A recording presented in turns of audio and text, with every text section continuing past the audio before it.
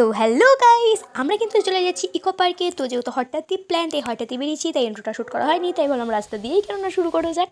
তো দেখো আমরা কিন্তু রাস্তা দেখতে দেখতে ইকো পার্কে পৌঁছে গেছি। আর আমরা এমন একটা দিনে গেছি যে কি বলবো, এত সুন্দর ওয়েদার যে তোমাদের বলে বোঝাতে পারবো না। এত আনন্দ পেয়েছি, এত মজা হয়েছে। তো তোমরা দেখতে পাচ্ছ কত সুন্দর ওয়েদার, তোমরা জাস্ট আকাশটা দেখো। তারপরে আর কি সব জায়গায় ঘুরে ফুরে আমার তো খুবই ভালো লাগছে, এত বছর পর আবার এসে মানে আর বলে বোঝাতে পারবো না, এতটাই আনন্দ হয়েছে। তো তাই ভাবলাম ইকো পার্কে যখন যাচ্ছি, কেননা তোমাদের ভিডিওটা শেয়ার করবো না, তো তার জন্য আর কি ভিডিওটা করছি যে আমি কেন দেখবো, তার সাথে তোমরাও দেখবে।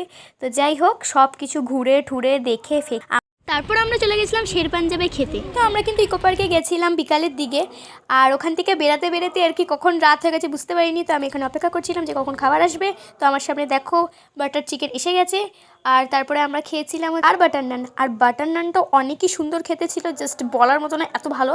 আর তারপরে খেয়ে নিয়েছিলাম লস্যি। আর বাটার নানটা এত বড় ছিল যে আমি পুরোটা খেতে পারিনি, হাফ হাফ, মানে আমি হাফ হাফ দিদি। তো তারপরে এই আর কি ঘুরে ফিরে তো আজকের দিনটা প্রচুরই ভালো কাটলো। তোমরা অবশ্যই কমেন্ট বক্সে জানিও আজকে ভিডিওটা কেমন লাগলো। তো তোমরা কতবার ইকো পার্কে গেছো আমাকে কিন্তু বলতে ভুলো না। তোমাদের সাথে দেখা হচ্ছে আমার নেক্সট ভিডিওতে। ততক্ষণ tata, bye bye, love you all, subscribe my channel.